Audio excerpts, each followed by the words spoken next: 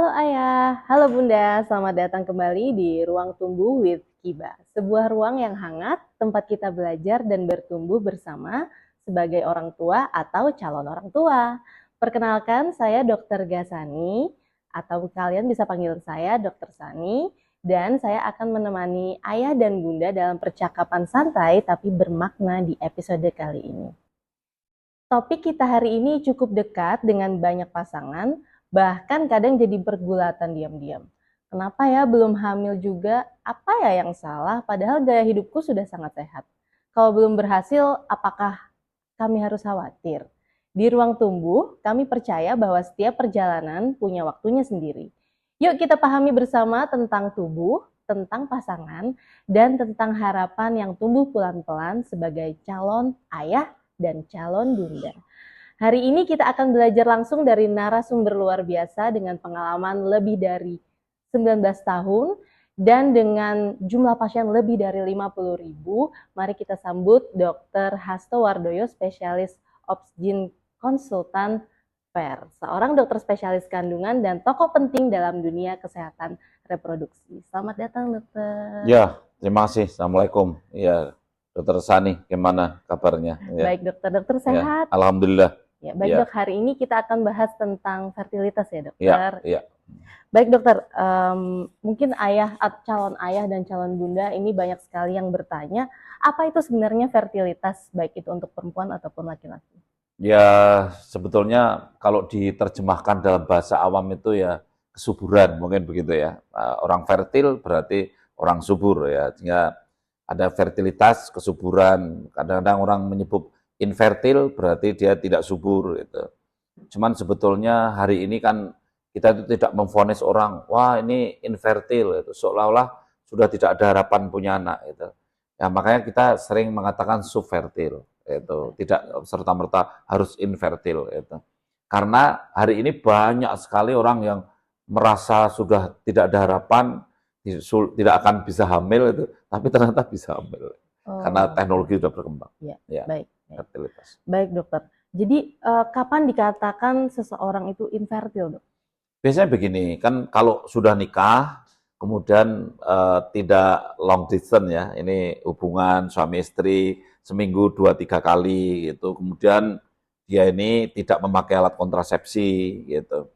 Ini kalau dia sudah melakukan seperti itu selama 1 tahun, terus dia tidak hamil, nah kita sebetulnya tidak langsung mengatakan infertil ya, subfertil lah gitu.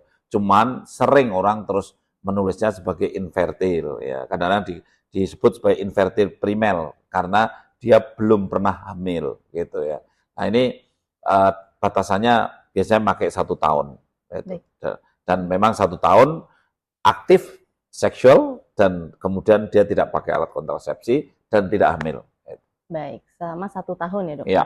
Tapi itu juga ada, karena hamil itu kan laki-laki dan perempuan ya dok. Ya, jadi tidak hanya calon ibunya, tapi juga tentang calon ayahnya ya dok. Ya, jadi jangan sampai, kan ada yang kalau nggak hamil tuh yang seolah-olah yang disalahkan tuh istrinya terus, dalam arti, wah ini pasti istrinya kurang ini kurang itu. Kadang-kadang karena yang diperiksa dulu biasanya istri ya.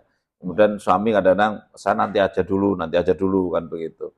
Nah makanya ini jangan begitu kan. Laki perempuan tuh bisa punya kontribusi yang sama untuk terjadinya infertilitas atau kesulitan hamil. Ya, baik dokter.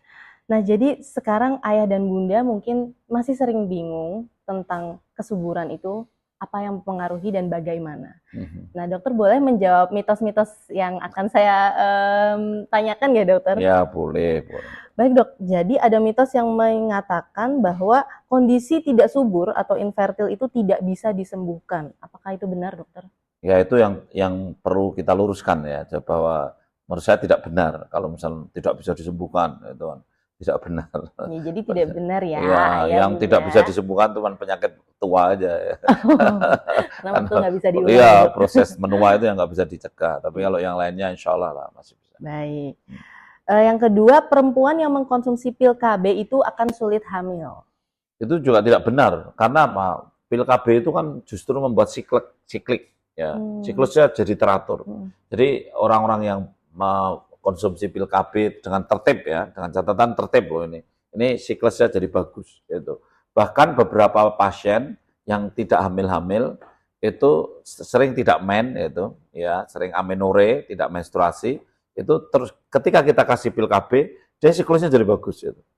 Setelah dikasih pil KB 3 bulan siklusnya bagus, habis itu terus dipacu tuh akhirnya hamil itu. Oh, jadi itu malah bahkan iya, pil KB iya. sering dipakai untuk memancing ya biar akhirnya siklusnya bagus dan hamil. Jadi pil KB adalah yang angka pulih suburnya paling tinggi itu pil KB. Ya, karena begitu di stop hamil dia kalau. Baik. Ya.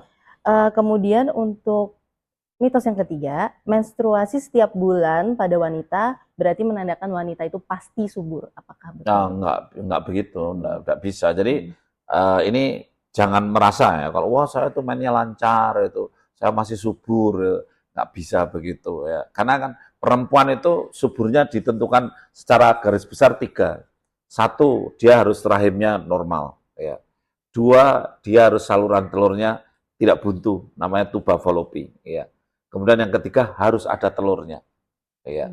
Sedangkan menstruasi itu orang saluran telurnya dipotong aja tetap menstruasi. Kan menstruasi tidak melibatkan saluran telur. Tapi orang yang saluran telurnya buntu kan tidak bisa hamil tanpa rekayasa teknologi. Tetapi dia menstruasi rutin kan? Ya, kan menstruasi rutin juga. Jadi tidak mesti orang yang menstruasi rutin itu pasti subur terus dalam arti pengertian hamil ya. Karena ada kendala saluran telur belum tentu ya begitu. Jadi karena yang menentukan kesuburan itu ada 3 tadi ya. Ya, secara garis besar 3 perempuan itu. Rahim harus bagus normal, saluran telur harus tidak buntu, satu lagi telurnya harus ada. Ya. Sementara kalau menstruasi itu hanya di salah satu bagian saja. Jadi kalau menstruasi teratur belum tentu subur. Jadi harus tadi kriterianya adalah selama setahun dipantau dulu ya dokter tadi ya. Ya, tapi ini pesan khusus yang nikahnya sudah di atas 35 tahun itu jangan sampai setahun lah gitu. Karena nanti delay kan. Jadi lebih baik kalau nikahnya udah 36 tahun untuk perempuannya loh, bukan suaminya. Kalau perempuannya udah 36 tahun terus nikah, sudah hubungan seks secara rutin, kemudian 6 bulan tidak hamil, menurut saya segera berobat. Ya, jadi karena umur. Usia ya dok, usia ada 35 tahun ke atas ya dok, untuk calon ibu. Ya. Baik, selanjutnya dokter, mitos lagi nih dokter, laki-laki yang sering masturbasi akan menurunkan kesuburan, apakah betul? Ya, tidak serta-merta begitu ya. Jadi antara mekanisme masturbasi sama mekanisme ya infertilitas laki-laki ini ya tidak serta-merta, ya tidak serta-merta. Ada beberapa kekhawatiran ya, orang yang melakukan masturbasi terus-menerus itu justru kadang-kadang hubungan seks yang betul-betul secara alami dengan istrinya tidak puas gitu. Ya, karena dia puasnya kalau masturbasi. Sendiri. Mungkin masturbasi itu sendiri apa ya lebih lain lah sensasinya mungkin beda karena sudah terlalu sering masturbasi, akhirnya kalau hubungan seks biasa suatu saat malah terjadi gagal ejakulasi misalnya begitu. Itu kan bisa terjadi seperti itu. Ya. Nah, ketika kondisi seperti itu berarti mengganggu fertilitas ya. Tapi kan tidak langsung ini ya, karena ejakulasinya mungkin gagal. Ya, misalnya begitu. Ya. Jadi sebenarnya kata kuncinya itu di ejakulasinya ya, dok? Ya, kalau sering. Iya, mungkin ada gangguan ejakulasinya, berarti gagal. Atau orang-orang yang sering masturbasi itu kan orang yang apa ya, menyengajakan diri untuk melepaskan antara kenyataan dan pikiran ya. kan orang yang memisahkan antara realita dan angan-angan itu kan belajar untuk mengalami gangguan jiwa toh. Iya kan artinya kan belajar untuk menjadi orang neurosa, menjadi orang cemas gitu. Ya, karena melepaskan antara kondisi realita yang ada dengan angan-angan yang dia bangun gitu. Sehingga orang yang belajar begitu kan potensi untuk menjadi mental disorder ya. Jadi makanya kan kalau ada orang sakit jiwa selalu pertanyaannya kan apa sering onani gitu kan. Kan itu kan selalu pertanyaan rutin di kalau kita koasisten di, saya kira dokter Sani waktu koasisten di jiwa kan juga gitu. Pertanyaan tuh apa sering onani gitu. Tuh, satu Hati-hati pertanyaan. ya calon ayah. Tidak hanya Oke. ayah loh, perempuan juga bisa Bisa juga masturbasi. seperti itu ya dok. Ya. Ya. Jadi sebenarnya bukan dari jumlah spermanya ya dok, Ya, saya kira tapi bukan itu, tapi dari habitualnya yang ya, kemudian mungkin bisa berubah atau mungkin secara psikis dia ada pengaruhnya. takutnya nanti saat realnya Malah bersama iya itu malah nggak gagal, bisa. malah gagal. Ya. Baik. Lalu mitos yang selanjutnya dokter, jika tidak hamil, laki-laki tidak perlu periksa. Itu betul? Wah, ini yang salah besar itu ya. Salah besar. Iya, ini kan ini yang sering apa sehari-hari kalau saya ketemu pasien pasangan suami istri ini selalu seolah-olah laki-laki itu menjadi nomor dua ya. Jadi, Iya. artinya tidak penting amat gitu. Yang penting diperiksa istri terus saja. Karena yang kelihatan hamil cuma iya, ya, disangkanya kalau yang hamil istri itu berarti kalau nggak hamil ya istri gitu. Iya. Ya, ini yang perlu diluruskan ya. Ya, baik, Jadi kalau menurut saya ketika tadi sudah masuk masanya belum hamil seperti yang saya terangkan depan, ya periksalah dua-duanya. Ya. Ini supaya kita tahu nanti ada loh yang kita udah istrinya diuplek-uplek ya, diperiksa terus berkali-kali itu, tapi suaminya nggak diperiksa, ternyata suaminya spermanya kurang. Gitu. Nah akhirnya kita gelo sendiri ya, kita kecewa. Waduh, selama ini kita nggak pernah periksa suami. Betul. Karena sebenarnya kalau tidak salah ada juga penelitian menyebutkan bahwa 40-50% kegagalan hamil itu pengaruhnya dari laki-laki. Iya, gitu. betul. Jadi 50% loh ayah, 50-50, bunda. ya, jadi ya. tolong harus cek dua-duanya karena anak itu satu ovum minimal ya, satu ovum satu sperma begitu kan, satu-satu gitu ya. Ya kan sperma itu jumlahnya kan minimal 1 cc ya. Kalau sekarang ukuran WHO kan ya paling enggak 15 juta per cc ya. Sehingga laki-laki itu kan untuk bisa menghamilkan spermanya harus 15 juta per cc. Nah, kemudian dari 15 juta per cc itu di breakdown lagi yang bentuknya normal, morfologinya bagus, minimal 4%. Kemudian yang bergerak cepat, misalkan itu yang good excellent itu, kan harus kalau bisa ya bisa di atas 30%. Nah, hal-hal seperti ini yang sering menjadi gangguan bagi laki-laki, yang kemudian akhirnya laki-laki ya banyak gangguan tadi seperti Dr. Sari sampaikan lebih dari 40% karena laki-laki. Ada laki-laki kan hampir 46% laki-laki di Indonesia merokok. Ya, sedangkan rokok kan juga berpengaruh pada kualitas sperma. Pengaruhnya itu apa sih dok sebenarnya? Ya banyak lah. Yang paling mungkin menonjol. Biasanya ya ada istilah astenozoospermi, ada istilah oligo, ada terato gitu ya. Kalau biasanya kalau perokok-perokok berat kan diantaranya gitu bisa mengalami oligo, asteno, terato ya. Mulai dari jumlahnya, kemudian mulai dari aktifnya sperma yang aktif menjadi berkurang, kemudian mulai juga morfologinya bentuk yang normal jadi berkurang. Itu pengaruh-pengaruh toksik rokok. Iya, baik. Itu pun nanti akan, kalaupun terjadi kehamilan, berarti bisa mempengaruhi kualitas janinnya ya? Ya kalau itu karena ini ya, karena pasif, perokok pasif ya. Jadi ketika istri hamil, kemudian suami merokok di kamar, kemudian rokoknya, asapnya, terus istri itu terus terpapar oleh asap rokok itu. Kan penelitian-penelitian konsisten menunjukkan bahwa perempuan yang merokok atau terpapar rokok dengan aktif ya dan pasif itu, maka anaknya istilahnya intrauterine growth retardation ya. Jadi janin tumbuh lambat itu sudah konsisten itu penelitian itu ketika terpapar rokok selama kehamilan, maka bayinya cenderung kecil. Oh, baik. Ya. Jadi kalau calon ayah atau calon ibu ingin memperbesar kemungkinan hamil, sebaiknya gaya hidupnya pun harus diperbaiki. Ya, penting itu gaya hidupnya, ya, lifestyle. Ya, baik dokter. Baik, itu untuk mitos-mitosnya sudah terjawab oleh Dokter Hasto. Selanjutnya kita akan membahas tentang persiapan cerdas sebelum program kehamilan. Kalau begitu dokter, sebelum mengambil langkah medis, apa saja sebenarnya persiapan awal dari calon ibu dan calon ayah untuk mempersiapkan kehamilan? Ya, ini pertanyaan yang bagus ya, karena kan hari ini kan kita ini sering ada masalah stunting, ya. Jadi kalau seorang ibu yang mau hamil, lingkar lengannya ini kurang dari 23,5 cm, itu kan menunjukkan bahwa ibu itu kekurangan kalori, protein gitu ya, Tolong nutrisi lah. dicatat ibu-ibu, Ya, jadi langsung ambil link meteran Medline, langsung diukur 3,5 senti. 23,5 senti. Iya, jadi kalau memang ibunya terlalu langsing begitu kan, kalau ini dibebani untuk hamil, maka nggak cukup untuk mensupport kehidupan janinnya. Kita tahu janin itu butuh supporting lemak, ya. Jadi untuk pertumbuhan otak bayi juga membutuhkan lemak. Sementara orang yang kurus kan itu kekurangan lemak, kekurangan protein, kekurangan kalori. Gitu. Nah, dalam keadaan seperti itu kemungkinan bayinya stunting cukup tinggi.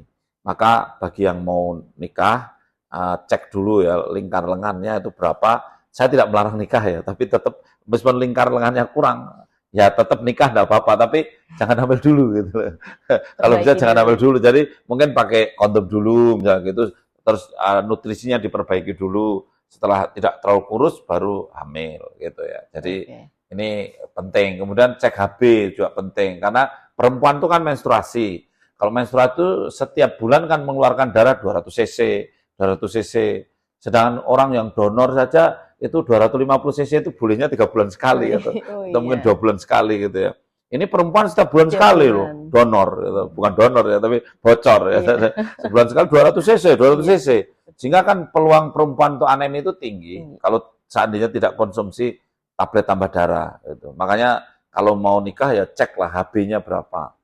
Jadi cek lingkar lengan atas, cek HB, kemudian tinggi badan, berat badan itu minimal itu untuk persiapan hamil ya.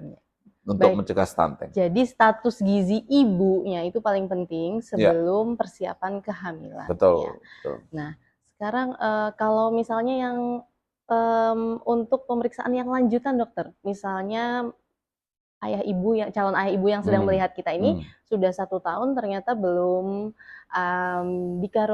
dikaruniai kehamilan. Kira-kira pemeriksaan awal yang harus dilakukan oleh ada pemeriksaan dasar ya, pemeriksaan dasar yang harus dilakukan. Tadi saya sudah sampaikan kalau perempuan tuh secara kasar ya 3-nya harus normal, rahimnya, saluran telur, sama indung telur.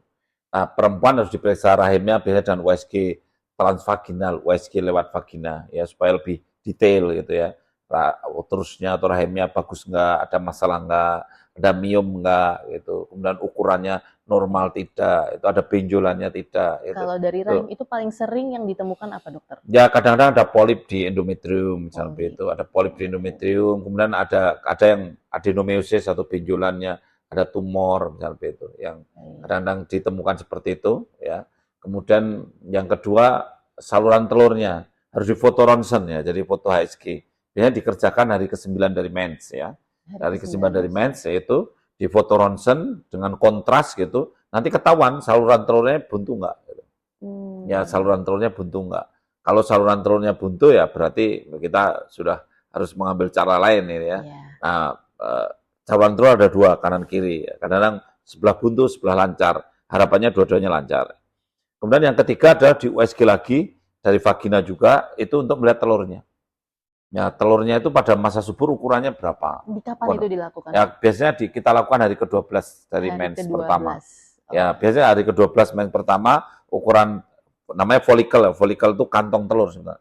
Ukurannya itu biasanya sudah ya ada 16 mili, 17 mili gitu.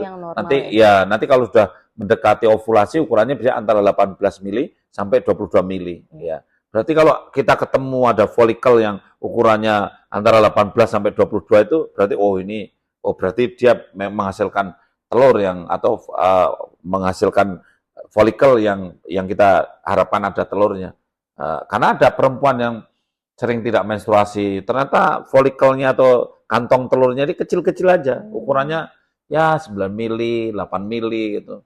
Nggak sampai 18, nggak sampai 19 begitu. Itu apa arahnya ke PCOS, dok? Ada juga yang PCOS, kemudian akhirnya ukurannya kecil-kecil banyak. Itu kan berarti tidak menghasilkan telur yang matang. Nah makanya perempuan ada 3 ini tadi ya, rahimnya diperiksa dan USG, kemudian saluran telurnya adalah HSG, hysterosalpingografi itu foto ronsen dengan kontras, kemudian telurnya diperiksa dengan USG transvaginal. Baik dok, saya tadi yang rahim sebenarnya sudah cukup jelas, yang tadi sudah ada gangguan, yang di saluran saya izin tanya dokter, itu kan ada 2 kanan kiri ya dok?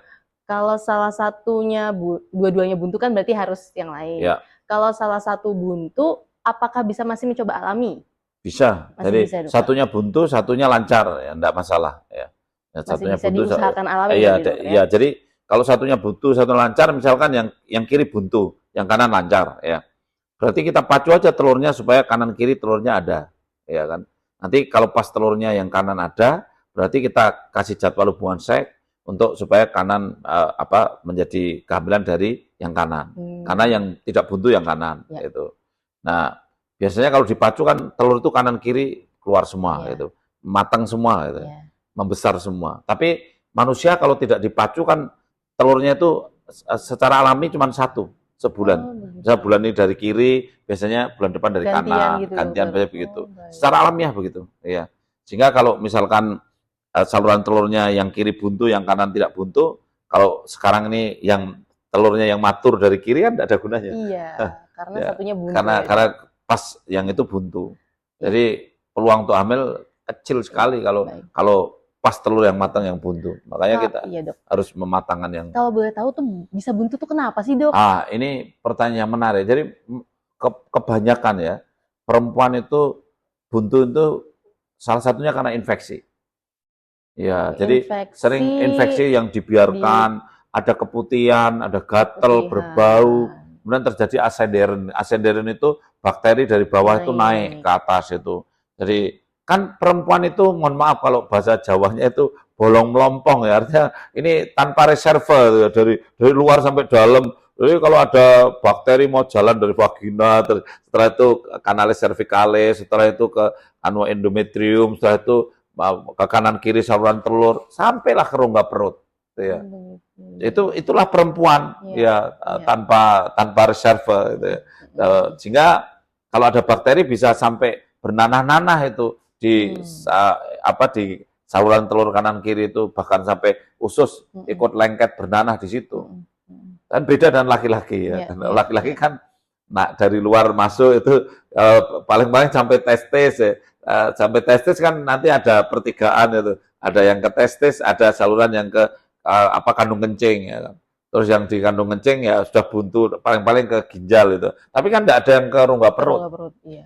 Itulah bedanya. Jadi laki-laki sama perempuan. Perempuan itu rawan, Makanya bakteri yang masuk, itu sering menimbulkan perlengketan di saluran telur ini.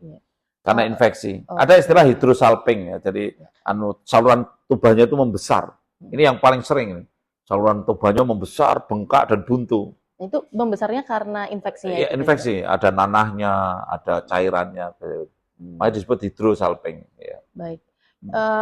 Tadi kan berarti karena biasanya tanda paling sering dari infeksi kan mungkin keputihan ya dok. Tapi mungkin di wanita juga itu hal yang sehari-hari gitu untuk keputihan dok.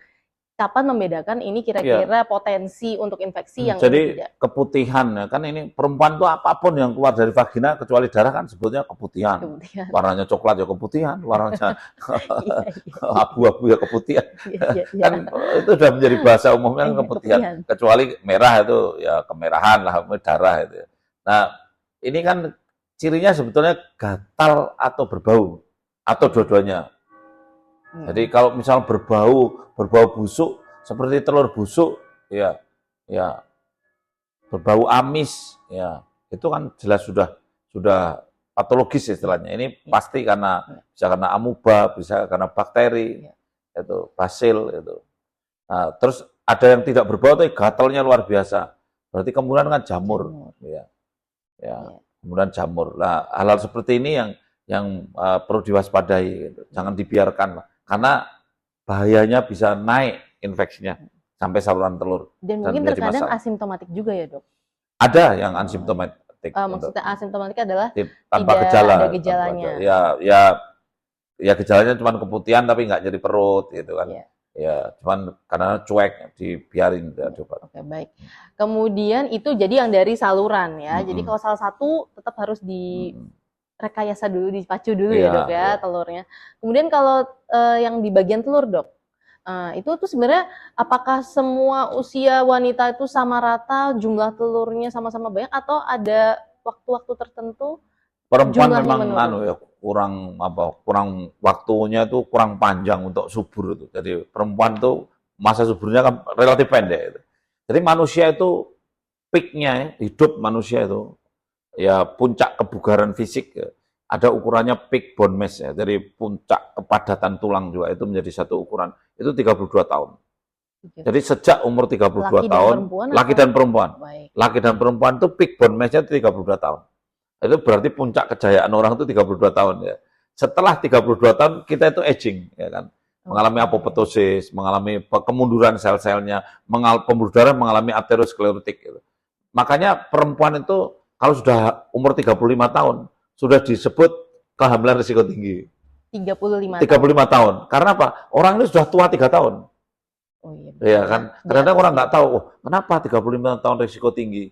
Itu padahal itu jelas biological prosesnya itu, proses biologisnya itu karena sejak 32 tahun kita mengalami ada aterosklerotik, pembuluh darahnya mulai mengecil, kemudian kadang-kadang resisten insulin, gula darahnya sedikit mulai naik. Itu teman-teman tentara, polisi itu kalau udah umur 32 tahun juga sudah nggak dikasih beban untuk lari seperti jadi pasukan yang kayak layaknya orang-orang yang umur 24 tahun gitu ya. Apalagi sekarang makanan-makanan juga banyak yang nggak real food ya, gitu, Dok, ya. Itu tentu juga mempengaruhi ya, Dok ya. Nah, oleh karena itu perempuan ini kalau sudah 35 tahun dikatakan risiko tinggi untuk hamil, kemudian mengalami penurunan di 35 tahun, jumlah telurnya itu sudah mulai berkurang. Kemudian di umur 38 itu mengalami decline, menurun secara tajam. Jumlah telurnya. Ya, jumlah cadangan telurnya. Istilahnya ovarian reserve itu cadangan telurnya itu menurun drastis di 38 tahun.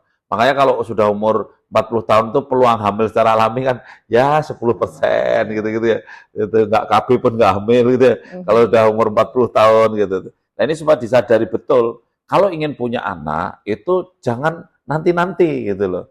Kalau ingin punya mobil, ingin punya rumah, ingin punya tanah, semua bisa dikejar di atas 40 tahun. Tapi kalau ingin punya anak itu, waduh, nggak bisa. Dan nanti kalau sudah umur 41 tahun, punya mobil harga 200 juta, punya rumah harga 300 juta, tapi nggak punya anak. Ya, terus akhirnya, padahal ngerjakan bayi tabung 75 juta cukup gitu kan. Kan kadang-kadang orang kan juga, oh dulu kok saya nggak ngerjakan bayi tabung ya gitu loh. Orang sering menyesal tapi karena nggak memahami ini gitu loh. Waktunya itu tidak bisa diulang. Untuk muda kembali itu tidak bisa diulang. Maka ya niatkanlah, ikhlaskanlah untuk berjuang sebelum 40 tahun itu untuk hamil. Setelah 40 tahun itu ya kalau memang sudah lelah ya kita istirahat karena memang sudah sulit gitu loh. Dan barangkali mengejar yang lain, mengejar karir, mengejar apa silakan. Tapi kalau hamil di atas 40 tahun dikejar itu berat sekali. Jadi calon ibu memang wanita itu ada biological time-nya. Jadi ya, betul. Jadi puncak kesuburannya ya, dokter ya. Jadi memang boleh direncanakan punya keturunan mungkin sebelum usia tadi di bawah 35 ya. Ya, idealnya perempuan itu antara 20 sampai 35. Ya, jadi setelah 20 tahun tuh hamil dan melahirkan itu secara reproduksi boleh, baik itu. Jangan delay, karena semakin delay semakin banyak masalah nanti. Nanti dokter-dokter kebidanan repot kalau perempuan tuh hamilnya maunya usia tua semua. Nanti banyak preeklamsi, tensinya naik, kan gitu kan. Angka kecacatannya juga naik gitu. Itu dia. Jadi kalau tidak salah untuk resiko Down syndrome pun meningkat di atas 30 tahun ya, Dok? Pada orang-orang usia tua di atas 35 tahun meningkat. Tapi jangan lupa ya, Dokter Sani ya. Tadi pemeriksaan 3 itu untuk perempuan, ya 1 laki-laki kan sperma, jangan lupa. Jadi pemeriksaan itu minimal kan 4. Perempuannya tadi ada 3, laki-lakinya analisa sperma. Itu kan berarti. Itu bagaimana caranya, dokter? Saya kira tidak sulit ya. Suami datang ke laboratorium itu, kemudian nanti di laboratorium itu mengeluarkan sperma di laboratorium itu, kemudian spermanya ditampung di wadah itu, setelah itu diperiksa di laboratorium itu. Kemungkinan hasilnya itu bagaimana, dokter? Ya, ada yang hasilnya itu jumlahnya itu kurang. Ya tadi saya bilang 15 juta lah kalau bisa per cc ya, tapi sering kurang dari oligo misalnya, istilahnya oligo gitu. Nah, kemudian ada juga yang pergerakannya tidak bagus yaitu. Jumlahnya cukup 20 30 juta tapi spermanya itu lenggak-lenggok, tidak good excellent ya. Jadi jalannya nggak lurus Nah, gitu ya, nggak Dok? lurus, harusnya sperma tuh kenceng lurus. Itu Wus, langsung. telur taruh sini, sperma datang, Wus, bus kan gitu. Ya, terus nanti di antara 15 juta atau 20 juta jadilah satu gitu kan. Yang tembus masuk itu satu. Jadi kita itu hanya satu di antara 15 atau 20 juta, jadilah Anda. Maka kalau Anda itu loyo-loyo itu ya nggak pantas lah. Anda itu orang hebat. We are the winner ya, kita itu pemenang di dunia itu. Satu di antara 20 juta, jadilah kita. Jadi kita pasti fight gitu. Luar biasa. Karena kita, oh iya loh, kalau cuma pilkada paling saingannya cuma 2 atau 3. Kalau ini 15 juta. Lah ini 15 juta. Makanya kalau jadi manusia kalau loyo-loyo itu nggak sesuai kitohnya, nggak sesuai dengan sunatullahnya. Kita pemenang. Hebat betul kita. Sudah lahir ke dunia saja. Ya, sudah jadi pemenang. We are the winner. Kita pemenang. Harus fight. Ya. Jadi itu tadi. Jadi kemungkinan kedua jalannya sperma itu nggak lurus, tapi ya belok. Tidak, belok, ya tidak. Istilahnya ada good excellent ya. Jadi sperma yang good excellent itu begitu taruh telur di sini, sperma ditebar langsung rrrt gitu. Ya itu good excellent. Tapi kan mungkin ada yang telur taruh sini, spermanya tuh tengok kanan, tengok kiri, ya. Nggak begitu jelas lah gitu. Nah, termasuk spermanya perokok itu salah satunya. Itu dia. Ya. Kemudian yang kemungkinan ketiga, dokter, bentuknya ya, Dok? Iya, yang ketiga adalah morfologi ya, atau bentuknya, atau yang biasanya kemudian kita ada oligo, ada asteno, kemudian ada terato ya, teratosperma. Bentuknya itu ya harusnya minimal 4% itu bagus, normal. Ya, baik dokter. Baik dokter, selanjutnya berarti tadi 4 pemeriksaan yang perlu dilakukan, dan sekarang kita bahas mungkin hubungannya dengan kehidupan sehari-hari atau lifestyle ya. Kalau pada wanita sama gini ya, Dokter Sani ya, sebelum kita masuk ke situ ya, saya potong maaf itu. Ini para pasangan suami istri atau pasutri yang belum hamil itu, ibaratnya ya, kalau Anda sudah 5 tahun belum hamil atau 3 tahun atau bahkan 8 tahun belum hamil, itu sama dengan, tapi belum periksa, itu sama dengan beli sepeda motor baru, di starter belum pernah hidup, tapi nggak pernah dicek ada bensinnya nggak pernah dicek businya bagus nggak pernah dicek mesinnya gimana, itu persis seperti itu. Cuman Anda los-los saja di starter lagi, di los-los juga. Ya, itu kan itu nggak logis, mestinya ya dicek dong, rusaknya di mana. Kan ngeceknya cuma 4 tadi. Iya kan? Kan sering saya ketemu pasien tuh begitu, Dok, aku udah minum ini, aku udah begini, begitu gitu. Tapi belum diperiksa. Kan aneh ini. Jadi sepeda motor macet, Dok, sudah tak ganti knalpot, ya apa hubungannya? Macetnya karena tidak ada bensinnya kok diganti knalpot, ya tetap nggak jalan gitu kan. Supaya logika ini dibangun lah. Jadi pastilah ada, kalau nggak hamil itu pasti ada kendala. Salah satu. Dan harus ditemukan. Baik. Jadi jangan jadikan itu sebagai beban, tapi jadikan itu justru sebagai pemicu ya, Dok. Kira-kira yang mana nih yang harus segera dibetulin? Jadi kalau belum hamil itu keyakinannya gini, pasti ada yang nggak beres. Ya gitu. Harus kita cari. Persis seperti Anda motornya baru tapi di starter nggak hidup. Harus dicari. Ini pasti ada yang nggak beres. Nah, itu dulu. Jangan minum obat banyak-banyak dulu. Ya, betul. Baik, jadi itu. Selanjutnya tentang lifestyle tadi, dokter. Jadi sebenarnya kebiasaan yang dokter mungkin di sehari-hari temukan pada laki-laki kan tadi kebanyakan merokok ya, Dok. Kalau pada perempuan itu kenapa, Dok? Kalau perempuan tuh banyak variasinya ya. Jadi kalau orang-orang yang mohon maaf ini ya, kalau kaitannya dengan lifestyle ya. Misalkan orangnya tidak higienis ya, kurang menjaga kebersihan, misalnya gitu, maka biasanya keputihan, kotor, infeksi itu menjadi bagian yang sering. Perempuan-perempuan yang, mohon maaf juga ya, katakanlah seks bebas, ganti-ganti pasangan, itu ini juga tidak bersih biasanya. Ini juga sering mengalami yang namanya hidrosalping, saluran telurnya membengkak karena infeksi.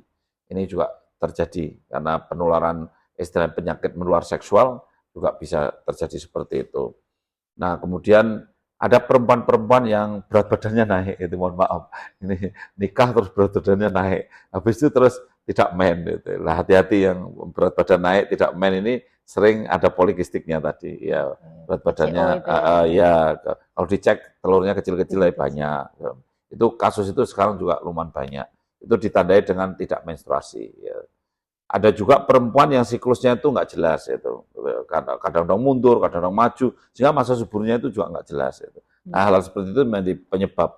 Ada juga perempuan yang siklusnya pendek, baru 20 hari sudah main lagi, baru 22 hari sudah main lagi. Ini repot ini, karena apa? Mainnya belum bersih sudah hampir subur, sehingga mungkin belum hubungan karena mainnya belum bersih-bersih amat itu. Nah, tapi telur sudah nongol, sudah keluar itu.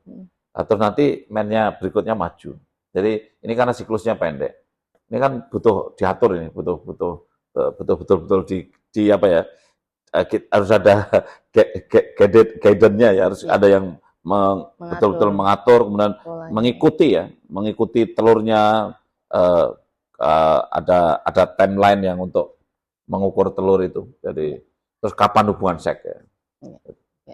Baik dokter. Baik dokter, selanjutnya kita lanjut ke segmen selanjutnya ya dokter. Kenapa kalau sudah melakukan hal-hal tersebut tadi masih juga belum hamil? Nah, jadi kapan kita harus datang ke dokter spesialis kandungan? Kalau tadi kan yang pertama infertilitas primer di bawah 30 tahun itu kan yang 1 tahun ya dokter. Apakah nunggu setahun dulu atau baiknya seperti apa? Memang kalau konvensional itu 1 tahun ya. Tapi sebetulnya ya, hari gini kalau 6 bulan seksual aktif tidak hamil itu harusnya sudah boleh untuk, karena 6 bulan itu kalau probabilitas untuk hamil itu 6 bulan nikah seksual aktif harusnya 50-60% hamil. 50% hamil. 6 bulan. Iya, kalau sudah 12 bulan itu 90% hamil. Sehingga sisanya yang 10% itu pasti ada masalah. Ya, jadi probabilitasnya kan seperti itu. Makanya tadi saya bilang kalau sudah nikah 6 bulan belum hamil ya harusnya kan sudah 50% hamil. Kalau Anda mulai gelisah bolehlah diperiksa. Apalagi Anda umurnya mepet-mepet 35. Umurnya sudah 32, 33, 34 ya bolehlah. Karena Anda nggak punya waktu untuk mengamankan supaya tidak sampai 35 sudah melahirkan. Iya. Karena targetnya kan 35, sebelum 35 melahirkan. Ya. Jadi setelah 6 bulan ya dok? Ya, baik, minimal 6 bulan lah. 6 bulan. Itu langsung ya dok. Ya baik, kemudian seberapa besar peran pria dalam kasus sulit hamil dok? Ya tadi, jadi pria itu kan banyak mengalami masalah tadi. Ya ada pria dengan oligo, karena jumlahnya kurang. Ya, itu peran pria itu seperti itu.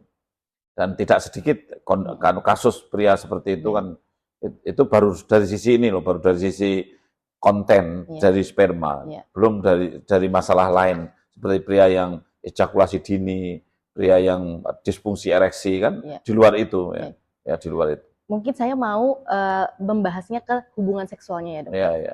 Jadi yang dikatakan hubungan seksual yang teratur itu tadi sebenarnya jaraknya 2 atau 3 hari dok, atau setiap hari itu boleh dok? Ya seminggu itu kan 2-3 kali, kalimatnya begitu ya. Jadi kenapa 2-3 kali? Karena kalau idealnya kan hubungan seks itu ada jedanya. Kenapa harus dijeda dok? Kenapa nggak setiap hari aja nih? Karena gitu. Habis kalau hari ini hubungan seks terus besok lagi itu kan stoknya habis itu, sperma stoknya habis, sehingga restock dulu.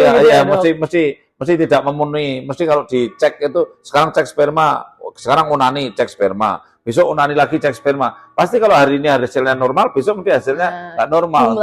Entah oligo atau mungkin asteno. Jadi butuh berapa hari untuk dia restock gitu dok? Minimal 2 hari.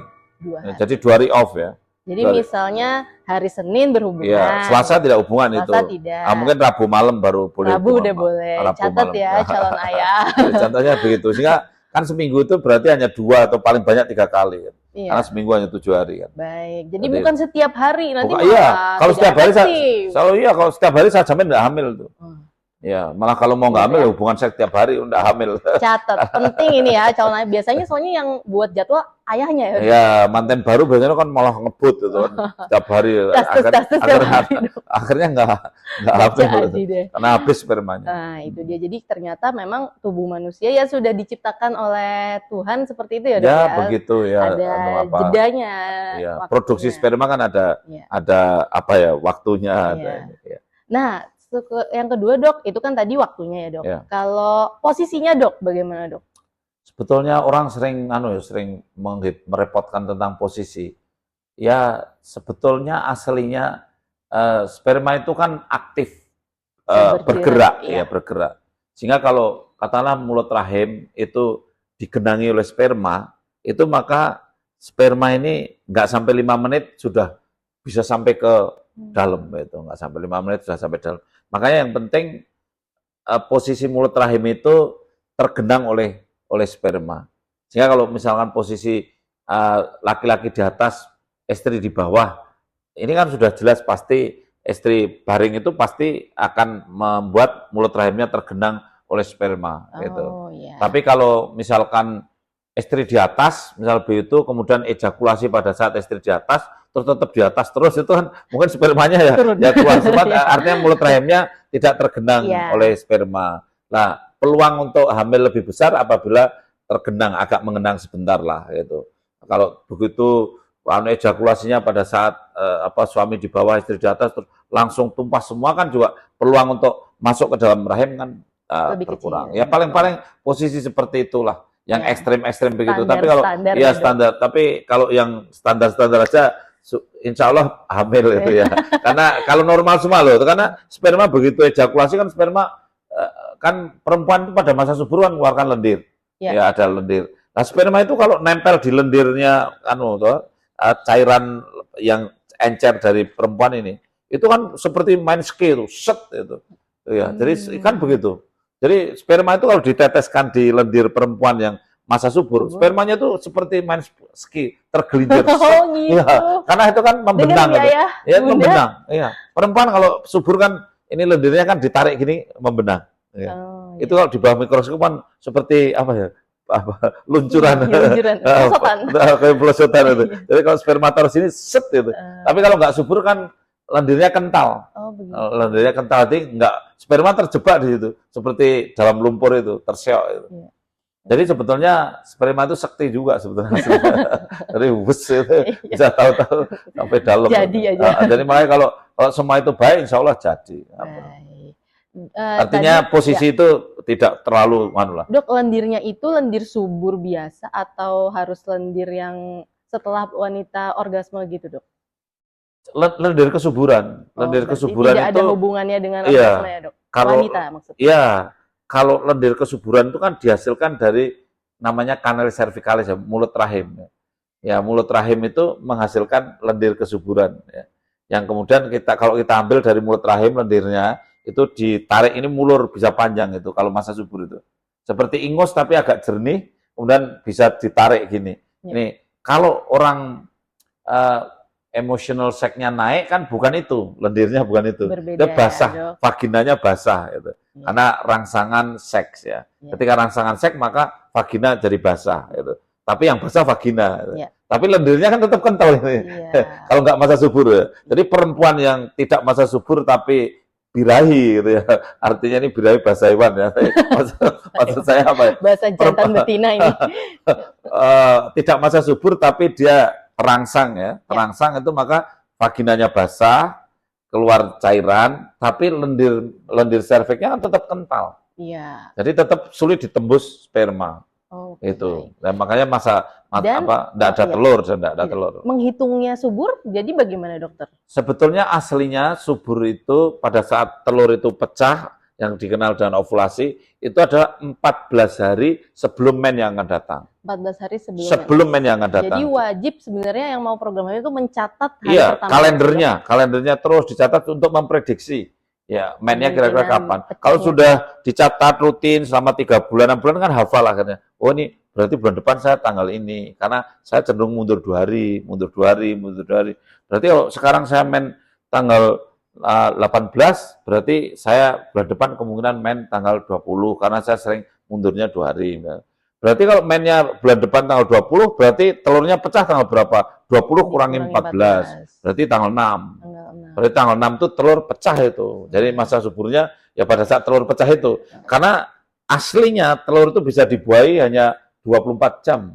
Ya. Dan hanya di 1 hari itu ya, Dok? Ya, 24 jam itu ya paling banyak ya 2 kali 24 jam. Tapi pada umumnya idealnya telur itu 24 jam. Nah, jadi catat itu calon ayah, calon bunda 14 hari sebelum hari pertama Ya. mens selanjutnya. Ya. Dan nggak boleh lewat sehari, nggak boleh lewat tidak boleh lewat lebih dari 2 hari karena Ya, kemungkinan telurnya sudah mati. Ya makanya kemudian orang ngitung masa subur itu kan plus minus ya. Jadi akhirnya hubungan seks dimulai dari sebelum telur menetas sampai setelah telur menetas untuk jaga nih, supaya siapa tahu telurnya mundur, siapa tahu maju ya. Seolah-olah masa subur seminggu.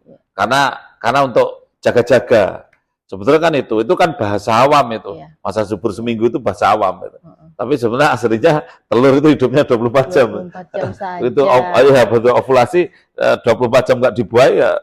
Berarti memang terjadinya kehamilan tuh benar-benar tidak hanya ibu saja ya dokter. Ternyata memang ibu dan ayah karena mungkin saat itu kondisi spermanya kurang baik, ternyata telurnya sedang baik atau kebalikannya. Iya, dan timingnya kan hanya limit sekali batas. Ya, jadi itu benar-benar peran ayah dan peran ibu. Jadi bukan hanya peran ibu saja. Iya, dokter. Betul. Ya, baik. Kita lanjut ke segmen selanjutnya ya dokter. Untuk solusi medis dalam program hamil dokter. Jadi setelah tahu penyebabnya, tentu kita ingin tahu solusinya juga ya dokter. Bagaimana proses promil itu dilakukan di klinik? Promil itu adalah program hamil ya. Ya biasanya begini ya, kalau yang konvensional kita misalnya belum pakai obat pacu dulu nih ya, konvensional, natural ya, dia secara alami sudah diperiksa semua bagus, saluran telurnya bagus, rahimnya bagus, kemudian spermanya bagus, itu maka telur itu kita ikuti. Ya, misalkan hari ke-10 setelah dari men pertama hari ke-10 kita cek, biasanya hari ke-10 setelah men ini diameternya harusnya sekitar 14-15 mili gitu. Nanti hari ke-12 kita boleh cek lagi, mungkin diameternya sudah mendekati 18 mili. Hari ke-14 itu biasanya telurnya sudah mencapai antara 18 sampai 22 mili. Dan pada saat itu akan terjadi ovulasi. Nah, ketika telurnya sudah sampai ukuran segitu, kita buat jadwal hubungan seks. Ayo Bu, ini hubungan seks, telurnya udah diameternya udah 19 mili, 20 mili, karena ini harinya udah hari ke-13, 14, ini hubungan seks. Gitu. Setelah hubungan seks, jeda sehari, cek lagi Pak USG. Nah, telurnya ovulasi nggak pecah nggak? Gitu. Kalau pecah ya berarti kita tinggal berdoa ini. Mudah-mudahan sperma sama telur ketemu kan gitu. Nah, kalau nggak pecah berarti wah ini mau hubungan seks tiap hari ya nggak hamil, orang telurnya ternyata nggak pecah. Sering kita ikuti, wah ternyata telurnya nggak pecah, anovulasi, jadi tidak ovulasi. Tapi ada kantong telurnya ada, membesar, tapi ternyata tidak pecah. Nah, kalau nggak pecah ya bibitnya nggak keluar, ya kan? Kan bibit telur itu ada di kantong telur itu. Ya, kalau nggak pecah nggak keluar, mana bisa hamil meskipun datang sperma kan gitu. Nah kalau nggak pecah berarti bulan depan kita pakai strategi memecah telur. Jadi, oh ya ini telurnya membesar, bulan kemarin nggak pecah ini, nah, sekarang ini kita suntik, ada obat yang sekali suntikan, dengan suntikan ya, dengan suntikan, kemudian nanti telur itu biasanya pecah, itu. Ya hanya sekali aja suntik, itu sekali suntik, kemudian selang 30 jam biasanya sudah ovulasi. Makanya kemudian nanti kalau sekarang suntik, maka 30 jam lagi hubungan seks. Ya. Baik, itu gitu. Cara yang pertama ya dokter? Itu contoh ya, contoh ketika kita mengawal orang yang sulit hamil, tapi faktornya karena telur, ya gitu. Ya, ada juga yang orang sulit hamil karena tubannya nggak lancar, gitu kan. Kalau tubannya nggak lancar kan kita mikirnya, aduh, gimana ini ya? Apa mau bayi tabung? Gitu. Terus mikirnya ke sana. Ada juga yang karena spermanya jumlahnya nggak 15 juta, spermanya jumlahnya cuma 10 juta. Maka salah satu pemikiran kita inseminasi. Jadi sperma yang jumlahnya tidak banyak tadi, maka kita keluarkan aja di luar, setelah itu kita ambil yang bagus-bagus, setelah itu kita masukkan dengan selang kecil ke dalam rongga rahim. Ini namanya inseminasi.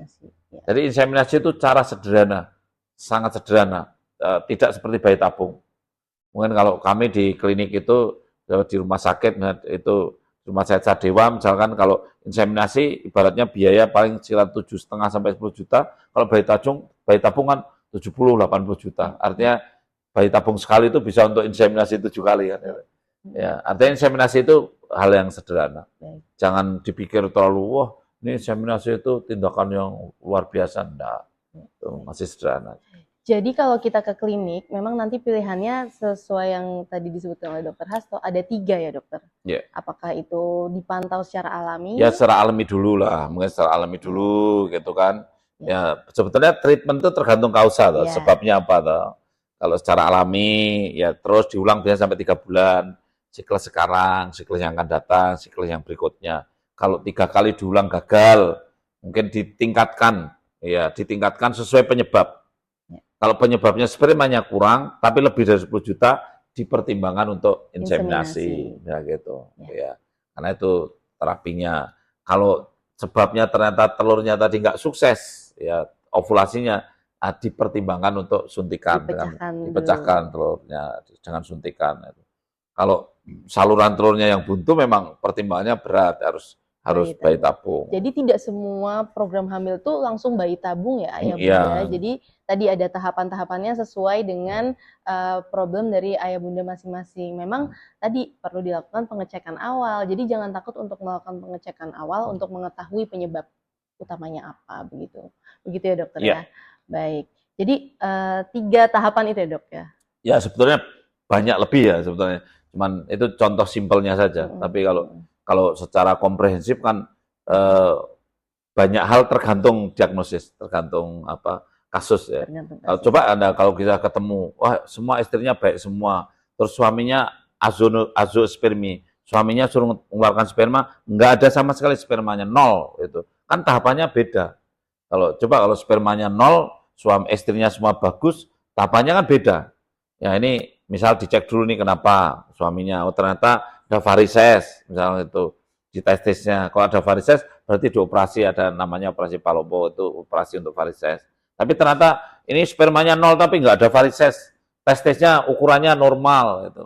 Nah itu kan langkah berikutnya bisa juga dilakukan USG, misalnya USG testis, kemudian bisa juga dites hormon suaminya, kemudian sampai bisa dilakukan biopsi, ya, diambil testisnya kecil aja dicek pabriknya itu sebetulnya menghasilkan sperma enggak, atau hanya ada sumbatan atau pabriknya enggak produksi. Kalau dicek, wah di biopsi, wah full di dalam penuh sperma, tapi waktu ejakulasi enggak pernah ada keluar sperma, oh berarti buntu dong gitu kan. Nah, kemudian itu bisa operasi karena ada yang buntu misalnya gitu. Tapi ada juga yang dicek ternyata pabriknya juga enggak produksi atau produksinya sedikit sekali. Nah itu kadang-kadang terus kita biopsi, kita ambil sperma kita simpan di freezing, disimpan beku. Nah, kemudian nanti telurnya dikembangkan. Setelah telurnya besar, membesar, bagus, kita ambil telurnya, sperma yang kita simpan beku tadi, kita temukan dengan telur ini. Akhirnya kalau ini proses bayi tabung kan, ya itu biasanya kalau suaminya ekstrim seperti itu ya kita kerjakan bayi tabung dan proses yang panjang, ya karena harus biopsi, harus ngambil sperma. Baik. Jadi seperti itu ya ayah bunda, tapi tidak semua pasangan harus melakukan hal tersebut. Ya itu kan kasus ekstrim lah, kasus ekstrim. Ada suami yang nggak punya sperma itu kan jarang. Gitu. Tapi ini suami yang nggak punya sperma aja masih bisa hamil gitu loh. Pikiran positif kita itu kan begitu. Jadi kalau suruh ejakulasi nggak menghasilkan sperma itu jangan terus hopeless. Terus ini pasti aku nggak bisa menghamilkan. Hari gini teknologi menjawab itu. Karena kita bisa jemput sperma itu di testisnya. Gitu. Betul. Jadi itu, maknanya gitu. Sudah sangat berkembang teknologi dan dunia medis. Jadi banyak sekali jalan menuju Roma ya dok. Ya jalan untuk banyak jalan menuju kehamilan. Menuju kehamilan. Baik. Baik dokter, kita akan lanjut ke segmen selanjutnya. Ini tentang pendekatan tambahan yaitu tentang food intolerance dan exosom. Jadi mungkin saya izin membahas tentang yang food intolerance dulu ya dok. Jadi memang di negara-negara yang maju seperti Eropa, kemudian terbaru di Cina ini dok, ada penelitian yang menyebutkan bahwa ada metode targeted food intolerance untuk memicu fertilitas pada pasangan begitu ya dok. Jadi nanti ada beberapa orang yang dilakukan tes food intolerance dengan metode ELISA ya dokter di 90 jenis. Nah gitu. Nanti orang-orang itu harus menghindari makanan-makanan yang dia tidak bisa, yang intoleransi gitu. kemudian kemungkinan hamilnya ternyata meningkat, sukses rate-nya, dan sampai punya anak. Nah itu dokter bagaimana menanggapi hal ini? Iya, jadi embrio itu kan sebetulnya kalau kita bicara benda asing bagi perempuan itu. Kenapa embrio itu menjadi benda asing? Karena embrio itu mengandung bibit suami. Dan suami itu asing bagi istri. Tapi bibit suami itu harus ada dalam rahimnya istri. Padahal itu bagi istri asing. Orang kita itu kulitnya ketusuk duri aja selang 3 hari bengkak. Kemudian langsung bernanah dan langsung durinya itu keluar. Artinya apa? Ditolak sama tubuh. Karena duri itu adalah benda asing. Sebetulnya embrio itu benda asing aslinya. Karena ini orang asing ini. Orang asing kok masuk ke dalam rahim gitu. Nah, sehingga sering perempuan itu menolak. Sering menolak. Jadi karena dikatakan bahwa embrio adalah semi alograf, ya. Ya, ini semi alograf.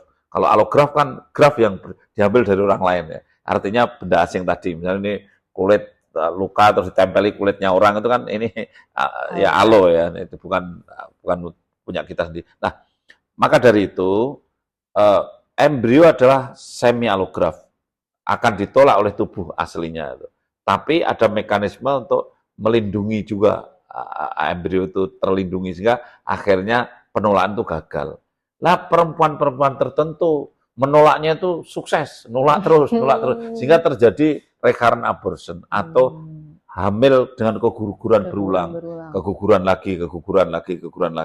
Nah, perempuan yang begitu kan perempuan yang punya sensitif ya, sensitif terhadap benda asing gitu.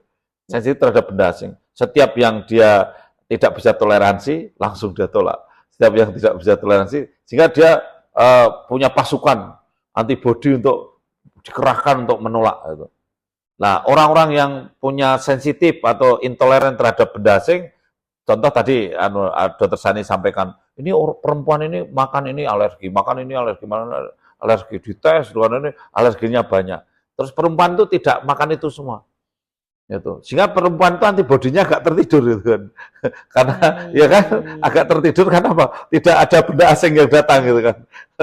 Nah, ketika agak tertidur mungkin benda asing embrio diterima juga gitu.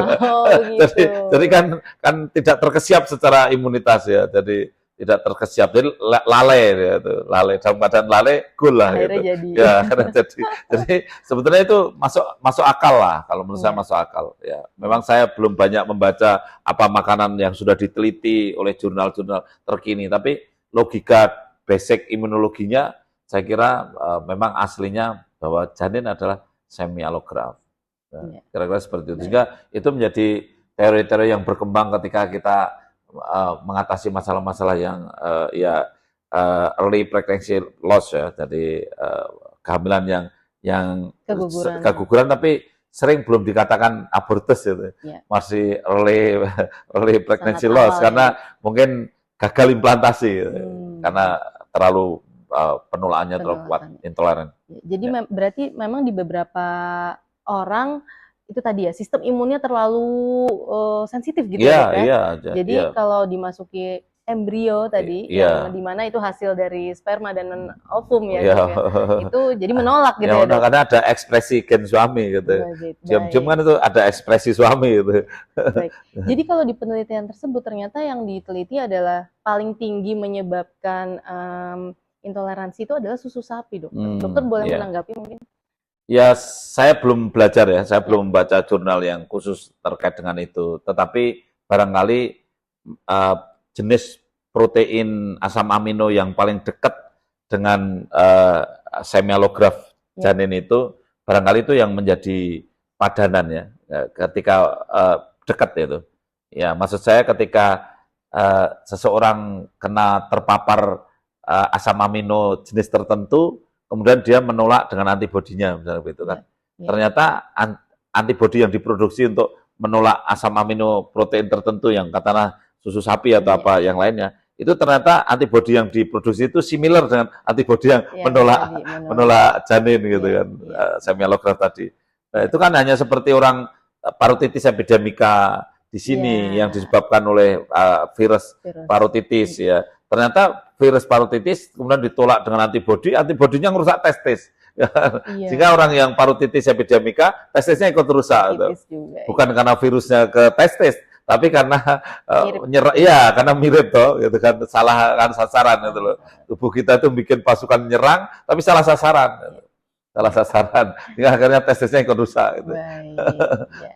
Jadi memang tadi itu berhubungannya dengan imunologi ya dok? Iya, Imun iya, tubuh sistem ya. imun tubuh. Jadi mungkin dokter boleh menyampaikan nggak dok ke calon ibu di sini sebenarnya makanan yang harus diperbanyak apa, yang dikurangi apa, dan vitaminnya yang untuk sebelum hamil harus dikonsumsi apa dok? Ya, ini kalau untuk urusan yang spesial ya, katakanlah ada pasien-pasien yang early pregnancy loss atau keguguran pada usia-usia kehamilan awal, saya kira tadi persis yang dikatakan Dr. Sani, mesti ada satu tes ya, tes tentang alergen yang dia sensitif, dan kemudian itu dihindari dan itu sudah ada jurnalnya, sehingga tes alergi terhadap jenis-jenis makanan atau alergen tertentu bagi perempuan yang berulang kali keguguran itu menjadi penting untuk menentukan apa yang harus dihindari. Ya. Secara umum kalau kami menyarankan ya memang vitamin D itu penting. Ya ini di luar imunologi ya. Vitamin D itu penting karena vitamin D menentukan kualitas reseptivitas ya. Jadi diterima atau tidaknya embrio di dalam endometrium ya. Jadi ketebalan endometrium itu sangat dipengaruhi oleh vitamin D. Iya. Makanya ketika orang yang hamil keguguran berulang kali ya harus disiapkan betul endometriumnya biar bagus.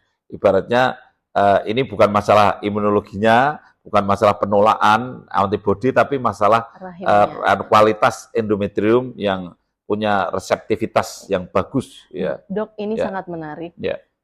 Tadi vitamin D ya dok. Ya. Jadi kalau semakin tinggi atau optimum lah ya, dok. Optimum lah. Jadi nanti dia menerimanya lebih mudah gitu ya dok. Iya, karena endometriumnya bagus, siap, gitu, ya, siap. Ketebalannya ideal gitu ya. Selain berarti kan konsumsi vitamin D ya dok. Iya. Apakah serta-merta kalau kita konsumsi vitamin D itu langsung aktif di tubuh dok, atau harus dengan bantuan memang terkena cahaya matahari olahraga? Biasanya vitamin D dikonsumsi tidak hanya sehari 2 hari, jadi long term ya, long term kita konsumsi vitamin D dan lebih baik diperiksa dulu kalau menurut saya, diperiksa kadar vitamin D-nya.